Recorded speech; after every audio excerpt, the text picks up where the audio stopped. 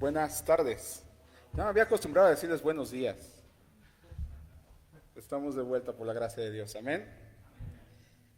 Y no se sientan preocupados. Si algo me enseñó la pandemia es a ceñirme a 30 minutos. Entonces voy a mantenerme en ese orden.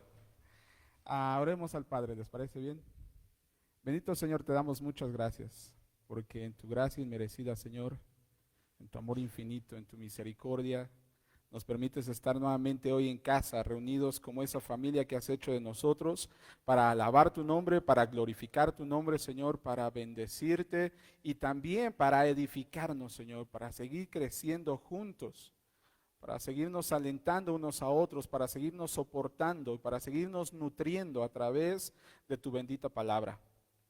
Rogamos, Señor, en el nombre de Jesús, que nos des un corazón entendido, un corazón sensible a la voz de tu Santo Espíritu, que nos ayudes a no salir iguales de este lugar, sino transformados por tu bendita palabra, Señor. Obedientes, ciertos de lo que tu Santo Espíritu nos está enseñando y nos está mandando a hacer para que tu nombre sea glorificado, Señor.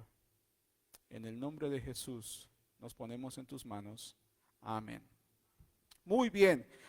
Bueno, la semana pasada tuvimos un sermón especial con motivo de nuestro retorno, pero previo a eso tuvimos una última sesión con nuestro hermano Isaac Miranda acerca de la carta a los Hebreos. Específicamente culminamos en la parte del capítulo 10, verso 25. Ahí terminamos con Isaac hablando sobre este pasaje que dice: no dejando de congregarnos como algunos tienen por costumbre, sino exhortándonos unos a otros, y mucho más al ver que el día se acerca. Veíamos este pasaje en el cual en esta última exhortación hay algo digno de meditar nuevamente como introducción de nuestro tema esta mañana. En ocasiones este pasaje simplemente se utiliza o se coloca dándole el único énfasis, o que el único gran valor de este texto es que es una ordenanza que la iglesia se reúna, y pareciera que todo queda ahí nada más. Pero no somos conscientes de las bendiciones y de las consecuencias de congregarnos o dejar de congregarnos. La exhortación que el autor de la carta a los Hebreos hace en este texto a no dejar de congregarnos tiene un sentido más profundo que el de simplemente reunirnos a alabar cuando nosotros nos congregamos. Tiene un sentido más profundo que simplemente darnos cita en un lugar para cantar alabanzas y pasar un buen tiempo juntos. Tiene un sentido más profundo en el punto de que cuando nosotros nos reunimos en este lugar o en cualquier otro lugar donde hay un grupo de la iglesia del Señor, debemos hacerlo con un corazón sensible y entendidos de nuestra necesidad del Señor y del compañerismo. La responsabilidad que tenemos también unos a otros de exhortarnos, de animarnos, de edificarnos unos a otros. La exhortación a no dejar de congregarnos es enfatizada en los versículos postreros que vamos a estudiar esta mañana, cuando se habla sobre las consecuencias de vivir una vida alejada a la congregación. Sí, hay consecuencias. Aquellos que estamos casados, o quizás sea aquí una persona soltera que está viviendo ya por mucho tiempo fuera de casa, quizás alguna vez le ha pasado que vuelve de visita a la casa de sus padres o la casa donde vivía anteriormente o vivió por muchos años, y de repente es así como que ya no eres igual que cuando te fuiste de aquí. Ya no tienes las mismas costumbres, posiblemente ya no hablas igual, ya no tienes la misma disciplina. En algunas áreas quizás mejoraste, en otras no mejoraste, ¿no?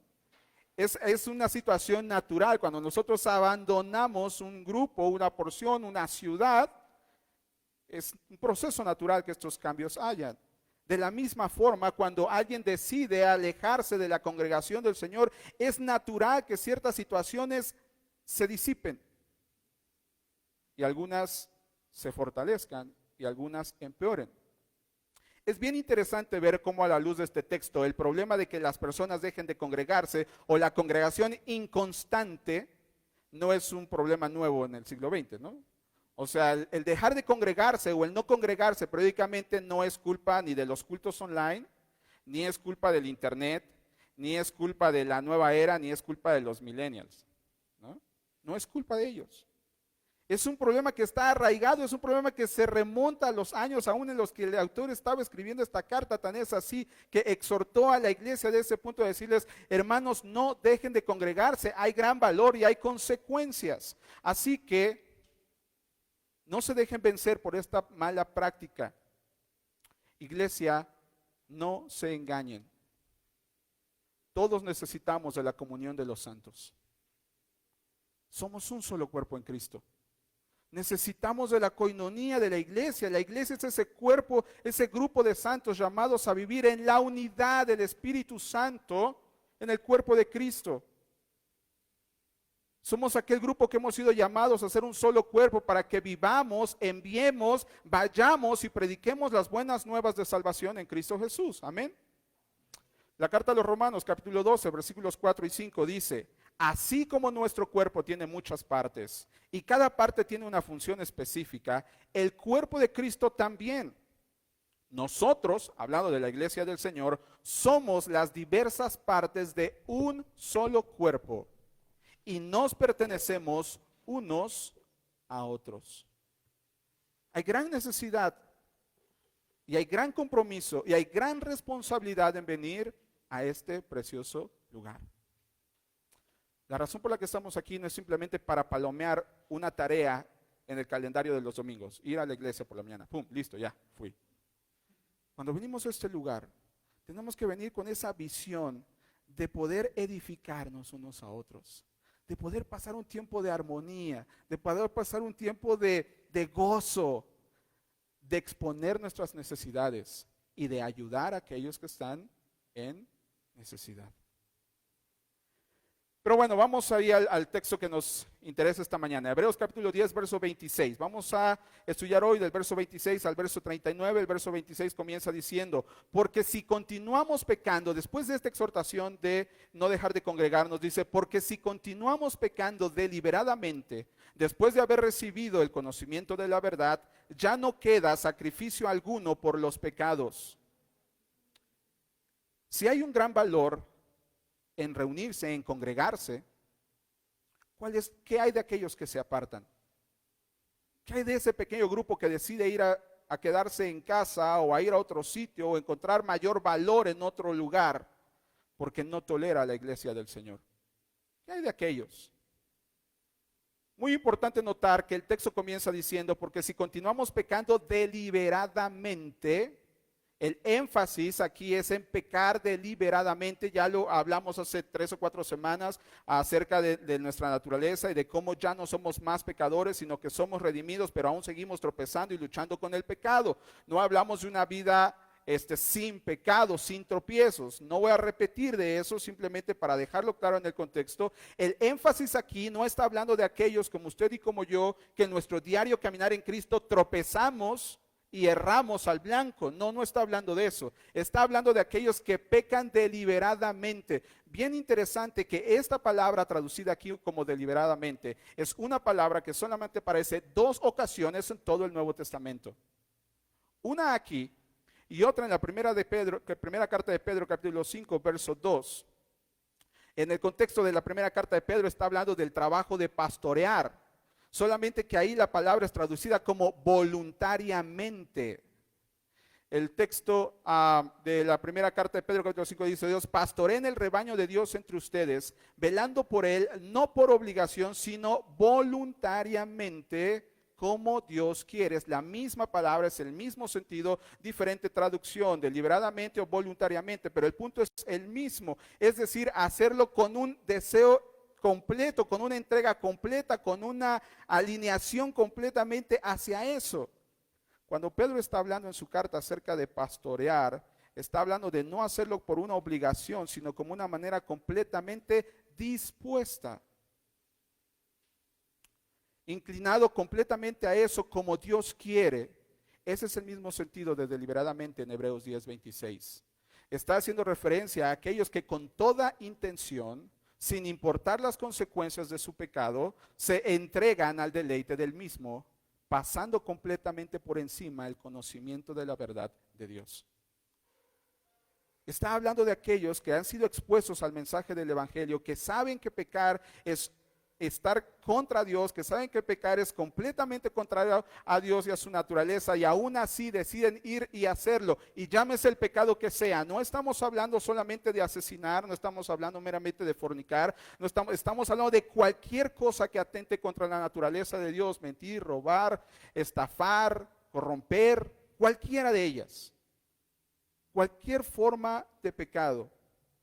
El texto de Hebreos 10:26 está hablando de aquellos que muy seguramente están sentados en las sillas y en las bancas, o están conectados a las transmisiones de las iglesias, pero que, como dijera mi abuela, les entra por acá y les sale por acá.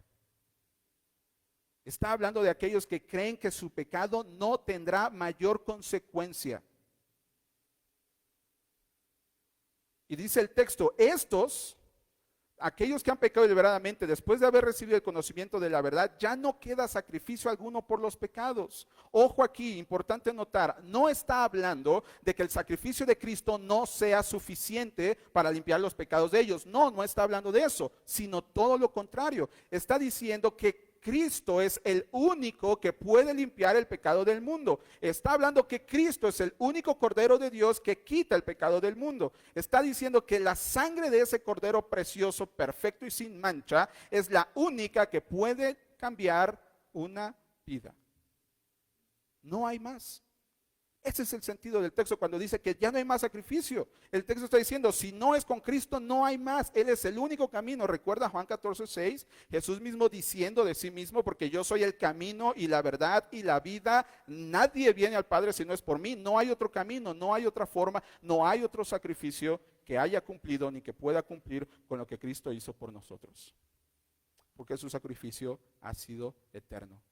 Cristo es el único capaz de pagar por los pecados. Así es que no importa cuántas buenas obras hagamos hecho, no importa cuántas veces nos congreguemos en un año, no importa cuántas de nuestras posesiones podamos dar a obras de caridad o a la iglesia, si hay alguien que se deleita más en su pecado que en la gracia de Cristo, lo único que le queda por delante es lo que dice el verso 27. Ya no queda sacrificio alguno, sino cierta horrenda expectación de juicio y la furia de un fuego que ha de consumir a los adversarios. En palabras más sencillas, lo único que queda es el infierno.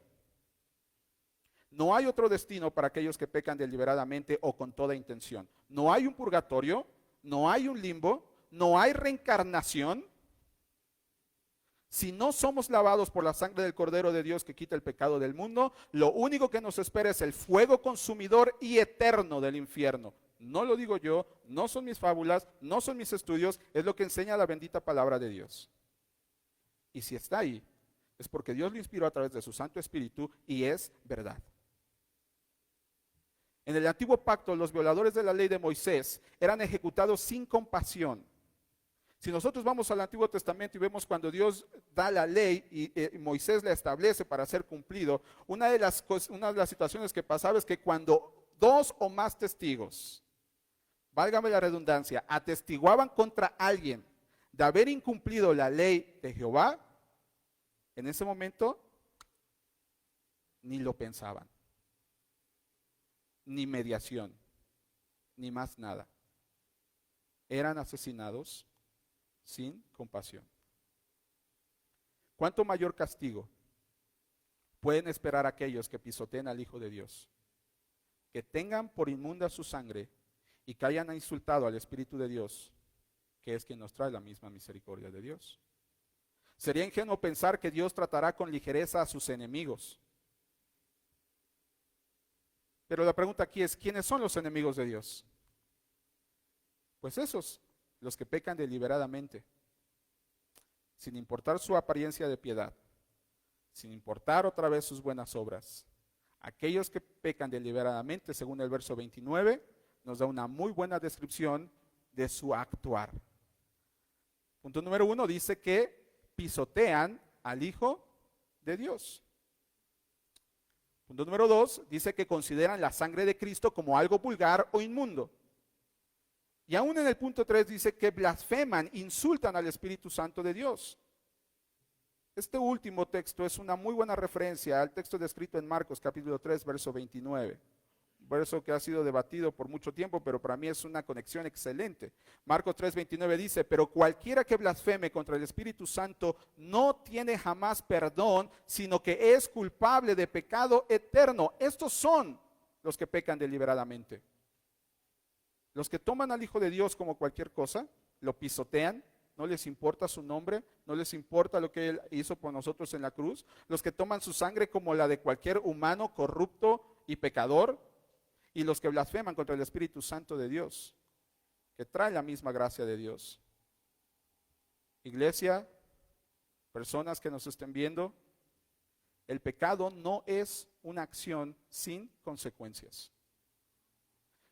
Si usted ha escuchado el mensaje de salvación, si ha sido ya confrontado con el mensaje de la cruz, tenga presente este mensaje.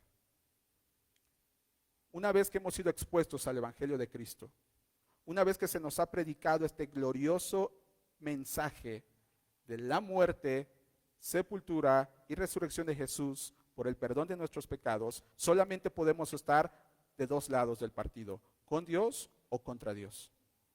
No hay nada en medio. No hay tiempo para jugarle al vivo. No hay medias tintas. O estás con Dios o estás contra Dios. O recibes la salvación de Dios por su gracia, habiendo colocado tu fe en Cristo para el perdón de tus pecados, o puedes pecar a tu antojo. Cualquiera que sea tu actuar, debes saber que los enemigos de Dios les espera un horrendo final.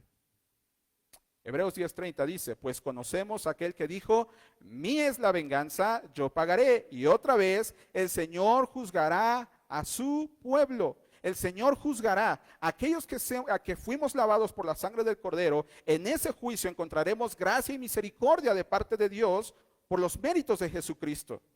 Y los que desprecian al Cordero y su obra, aquellos que han blasfemado contra el Espíritu Santo, solamente hallarán ira y condenación. Tan es así que el autor a los Hebreos concluye esta porción diciendo, horrenda cosa es caer en las manos del Dios vivo. Y el contexto de esta frase es aquellos que desprecian la gracia de Dios, aquellos que pecan deliberadamente. En un tiempo pasado, recuerdo, ya les he contado de aquella experiencia preciosa que tuve en Chiapas el año pasado, cuando escuché el testimonio de una valiente chamula cuya fe genuina en Cristo Jesús le costó ser baleada y su casa quemada. La historia nos habla del sufrimiento de valientes que no titubearon ni negaron el nombre de su Salvador, a pesar de las circunstancias. Nuestra propia historia, hermanos, me atrevo a decir, nuestra propia historia de salvación, de haber llegado a los pies de Cristo, da testimonio de aquellos primeros días, como dice la Escritura, después de haber recibido la luz, cuando nos mantuvimos firmes, aunque soportamos grandes sufrimientos. Pareciera ser que esta es una marca tangible de la fe genuina. Pareciera ser que esto es como la bienvenida a la familia de Cristo. Una serie de confrontaciones y de dificultades. Y por otro lado, una fe completa en Cristo Jesús. Que te hace inamovible a pesar de la circunstancia. Y yo creo que todos aquí, los que hemos tenido un encuentro genuino con Cristo, podemos dar testimonio de esa obra de Jesús en nosotros. Yo puedo recordarme todavía ahí en ese momento de dificultad y de incertidumbre en mi entorno familiar, después de haber rendido mi vida a Jesús, hincado ahí diciendo, Señor, si tú eres real, si tú eres verdadero, si lo que hice fue lo correcto, si mi decisión ha sido buena, tú me tienes que sacar de aquí. Era un neófito, era un mocoso espiritual que se atrevió a retar a Dios. Pero no fue un corazón de retar. Fue un corazón de rendirme completamente a ese Dios del cual yo ya había sido testificado y del cual yo ya se me había sido predicado. Yo decía, sí, Él es. Y si tú eres, yo sé que tú tendrás el poder de mantenerme en pie y sacarme de esta situación. Y aquí estoy, por la gracia de Dios, 15 años después. Por la gracia de Dios. Y hasta que Él venga. Pareciera ser que esta es una marca genuina de la fe. Tan es así que la carta a los Hebreos, el autor dice, por una parte, siendo hechos un espectáculo público en oprobios y aflicciones, verso 33, estoy ahí, y por otra, siendo compañeros de los que eran tratados así, porque tuvieron compasión de los prisioneros y aceptaron con gozo el despojo de sus bienes, sabiendo que tienen para ustedes una mejor y más duradera posesión. Así es, mis amados hermanos, cuando venimos a Cristo podemos esperar oposición. La razón es bien sencilla. Porque cuando el Señor nos toma, cuando el Señor nos adopta, cuando el Señor nos limpia y nos trae a su familia y nos injerta en su cuerpo, ya no pertenecemos a este mundo. Ahora ya somos extranjeros advenedizos con una mayor esperanza y un futuro mejor. Ya no eres de ese equipo. ¿Qué esperas ahora? Pues que ese equipo te ataque. Es la naturaleza del humano. Mateo 5, capítulo 10, Mateo capítulo 5, versículos 10 y 11 dice, Dios bendice a los que son perseguidos por hacer lo correcto, porque el reino del cielo les pertenece. Dios los bendice a ustedes cuando la gente les hace burla y los persigue y miente acerca de ustedes y dice toda clase de cosas malas en su contra porque son mis seguidores. Esta es una de las mayores bendiciones de permanecer congregados cuando pertenecemos a la iglesia de Jesús, que estaremos acompañados en las pruebas, primeramente, y que podremos mostrar el amor de Cristo a aquellos que se hallan en esas pruebas. Congregarnos nos mantiene unidos en la prueba, soportando y siendo soportados. Así es como la iglesia avanzó, así es como la iglesia avanza y así es como la iglesia seguirá avanzando para la gloria de Dios. En ese momento oscuro de incertidumbre, de desesperación, de decirle al Señor, pues aquí estoy y de aquí tú me tienes que sacar, de la forma inesperada, y ustedes conocen la historia, no la voy a repetir. El Señor levantó una preciosa familia que me tomó en sus brazos y me educó en el Evangelio de Jesús. Eso es la iglesia. Que cuando alguien nuevo está aquí, o no, pero que cuando alguien está enfrentando una prueba pueda venir aquí y decir, hermanos, estoy luchando con esto, estoy sufriendo con esto, y entonces los demás estemos ahí ávidos de ayudarle y decirle, ¿qué podemos hacer por ti? Los cristianos de este tiempo vendían sus propiedades con tal de que a nadie le faltara el pan. Y no era un peso para ellos. No era una situación de que tener que vender mi iPhone 11 para que mi hermano tenga alimento.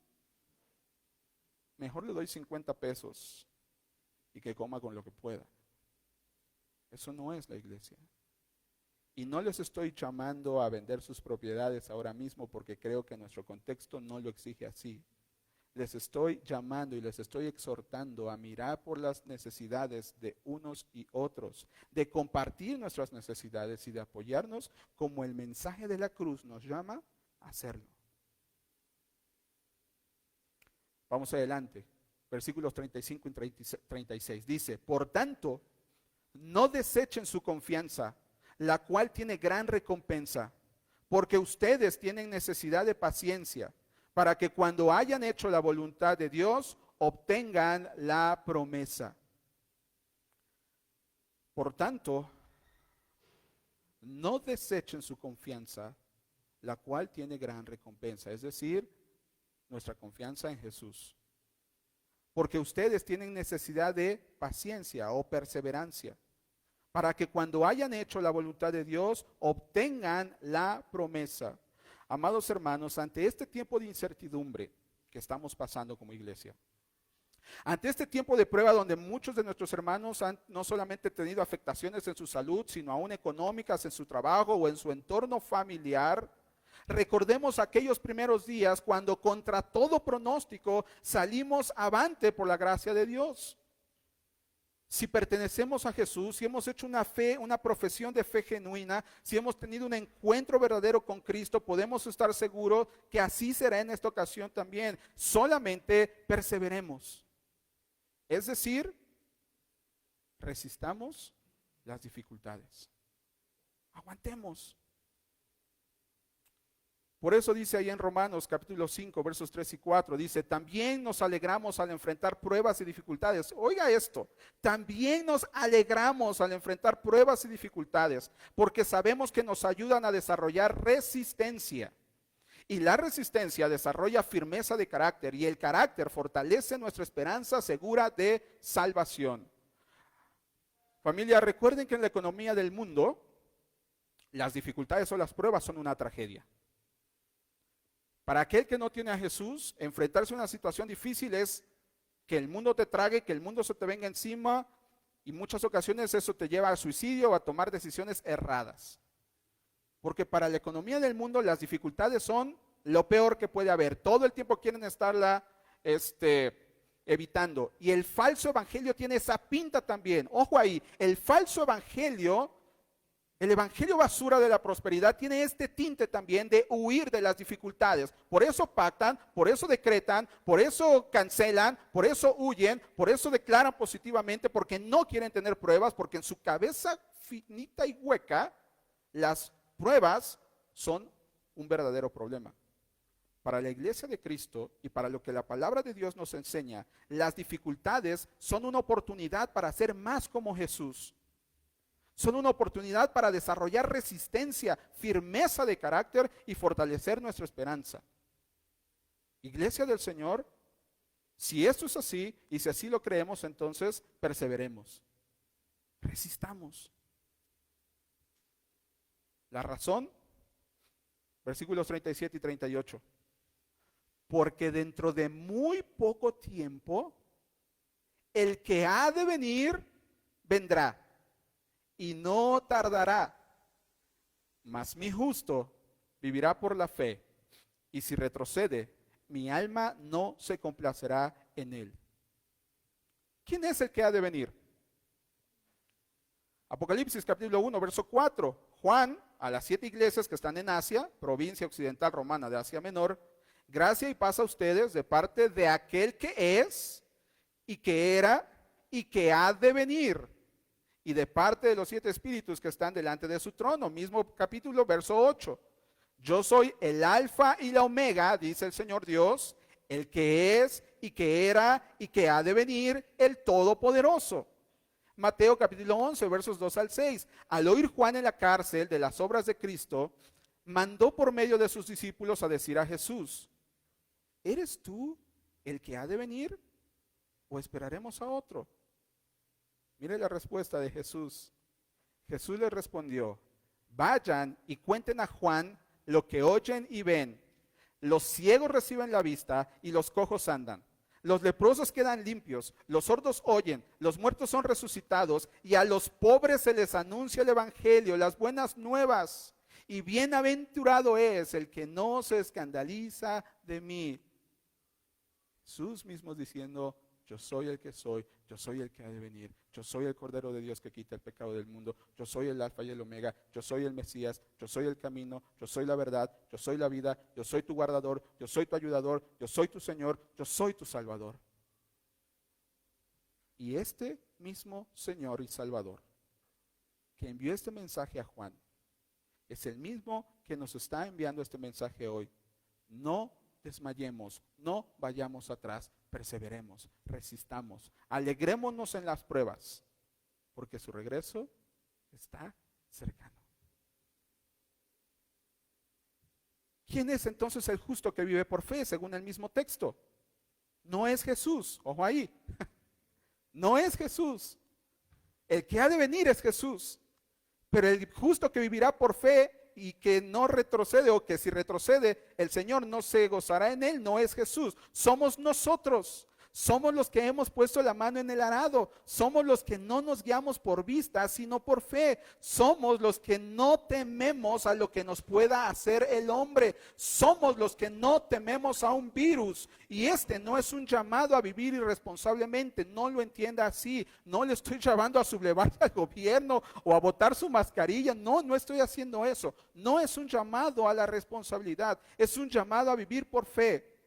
Vivir responsablemente, hacer lo que está en nuestras manos, tomar las medidas que podemos tomar y descansar en el Señor. Caminar como viendo al invisible. Hebreos 10:39. Pero nosotros, dice el autor, no somos de los que retroceden para perdición, sino de los que tienen fe para la perseverancia del alma, o preservación del alma. Esto es vivir por fe, amada iglesia. No retroceder para perdición.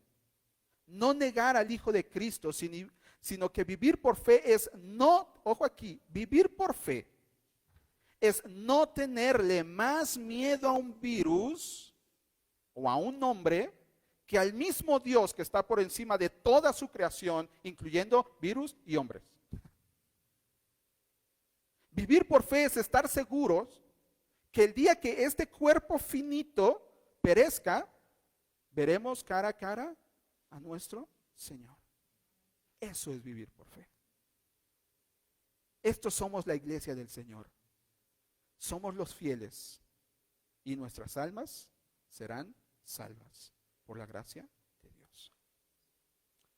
Si usted aún no está en este equipo, si aún sigue titubeando y encuentra un mayor deleite en su pecado que en la gracia de Dios, hoy es un buen día. ¿Cómo hemos de vivir entonces?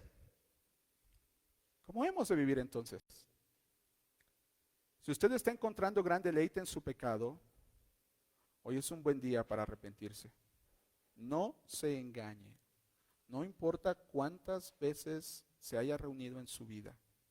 No importa cuán buenos padres el Señor le ha dado o cuán malos y irresponsables padres el Señor le haya dado. Si encuentra un mayor deleite en su pecado que en la comunión con Dios y los santos, entonces usted necesita arrepentirse y correr a los brazos de Jesús. Su pecado deliberado no pasará desapercibido. No hay forma de engañar a Dios. Puede engañarme a mí, puede engañar a su familia, puede engañarse a sí mismo. A Dios no lo puede burlar. Dios no puede ser burlado. Por eso es Dios. Pero es que no entiendo, ¿cómo es que Dios puede estar en ese lugar de homicidio, de llanto, de fornicación, de mentira? Es Dios, no lo podemos entender, por eso es Dios. Si pudiéramos entenderlo, entonces no sería Dios. Pero su palabra dice que es así, y su palabra es verdad. Su palabra dice que Él es omnipresente, omnisciente, omnipotente. No hay nada que se esconda de Él y todo está bajo su control. Ese es el Dios en el que confiamos.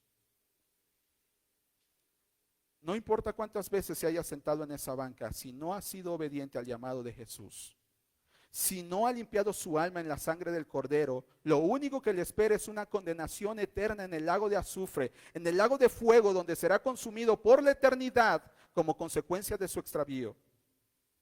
No importa cuántos versículos haya aprendido desde su niñez.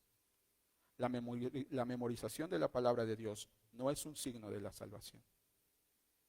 Solamente el arrepentimiento y el perdón de pecados y una vida transformada por el Espíritu de Dios y un genuino asco y desprecio por el pecado producido por el Espíritu de Dios.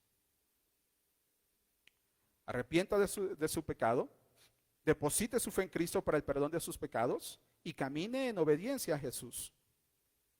Ahora bien, si usted ha confiado en Jesús y estamos aquí nada más puros de la familia de Cristo, persevere, aguante un poco más. Aunque sienta que ya no puede, recuerde que la fortaleza no está en nosotros, no dependemos de nosotros, no vamos a salir adelante de la prueba por nuestras propias fuerzas. Nuestra fortaleza está en Jesús. Lo vimos hace unos meses también en la misma carta a los Hebreos. Es su Espíritu Santo quien nos fortalece, quien nos anima y quien nos guía para agradar a Él. Es el mismo Espíritu Santo que fortaleció a nuestro Señor Jesucristo para ir a la muerte en la cruz por el Calvario, la que nos fortalece a usted y a mí para agradarle a Él. Él es la fuerza, Él es nuestra fortaleza, Él es nuestro castillo fuerte, no somos nosotros. Amo entrañablemente a mi esposa y a mis hijos, y a ustedes también, pero ni ellos ni ustedes son mi fortaleza. Nuestra fortaleza es Jesús. Y a través de eso nos edificamos unos a otros, y nos mostramos ese amor, y nos fortalecemos, y nos ayudamos, pero la fortaleza proviene del Señor. ¿Cómo es posible que puedas soportar a ese hombre que te ha insultado 2, 3 y 4 y 5 y 7 veces? Me puede insultar 70. Su problema no es conmigo, su problema es con el Señor. Mi deber es ayudarle. Estad en paz con todos, mayormente con los de la familia de la fe. ¿Es usted nuevo en la fe? No está solo. Aquí está su familia para ayudarle en la prueba. ¿Conoce usted a alguien que está siendo probado? No se aparte, sopórtelo en la prueba, como aquellos primeros días. Tengamos presente en todo momento la gran recompensa eterna que nos espera. El Señor viene pronto. El Señor viene pronto. ¿Cuándo? No sé. Ni los ángeles del Señor saben. Pero su bendita palabra dice que Él no retarda su venida, su promesa. No sé dónde me encuentre, no sé qué estaré haciendo, no sé, y se los digo honestamente, lo que menos me interesa saber ahora es si será antes, después o durante la tribulación. Lo que más me interesa es estar seguro que antes, durante, después, ahora, mañana o en 100 años, yo pueda ver su rostro cara a cara, para alabarle por la eternidad, para rendirme a sus pies y decirle: santo, santo, santo eres tú. Tú eres digno por lo que hiciste en nosotros. No nos apartemos. Hemos puesto la mano en el arado. No miremos atrás, porque los que miran atrás no son dignos para el Señor. Seamos fieles y nuestras almas serán salvas. Amén. Oremos al Padre. Bendito Señor, te damos muchas gracias, muchas gracias por la salvación genuina que nos has dado en Cristo Jesús, por esta confianza real que podemos tener en ti, de no llevarnos por las vicisitudes, por las situaciones que pasamos cada día, sino fortalecidos en esa esperanza certera de verte cara a cara, Señor. Padre, aviva nuestro amor, aviva nuestro deseo ferviente de seguir edificando a tu iglesia donde quiera que esté, ante cualquier situación. Ayúdanos a seguir mostrando ese amor genuino que nos mostraste en Cristo Jesús. Ayúdanos a seguir perseverando, a no volver atrás, para que tu nombre sea glorificado. En el nombre de